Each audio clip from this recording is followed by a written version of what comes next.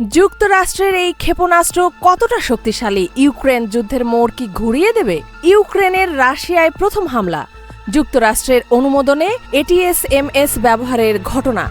যুক্তরাষ্ট্রের অনুমতি পেয়ে ইউক্রেন প্রথমবারের মতো এটিএস-এমএস ক্ষেপণাস্ত্র দিয়ে রাশিয়ার ভেতরে হামলা চালিয়েছে।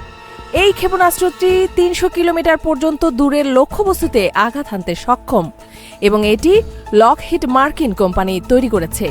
এতে গুচ্ছ বোমা এবং বিশাল বিস্ফোরক বোমার ক্ষমতা রয়েছে, যা বড় সামরিক স্থাপনা ধ্বংস করতে পারে। ইউক্রেনকে এই ক্ষেপণাস্ত্র ব্যবহারের অনুমতি দেওয়ার পর রাশিয়া তার অভ্যন্তরীণ প্রস্তুতি নিতে শুরু করেছে। যদিও বিশ্লেষকরা মনে করেন এটি যুদ্ধের মোড় ঘুরিয়ে না দিলেও রাশিয়াকে আরও বেশি মূল্য দিতে বাধ্য করবে। এটিএস-এমএস ইউক্রেনের সামরিক শক্তি বাড়াতে সাহায্য করবে, তবে এটি যুদ্ধের শেষ এনে দেবে এমন আশা নেই।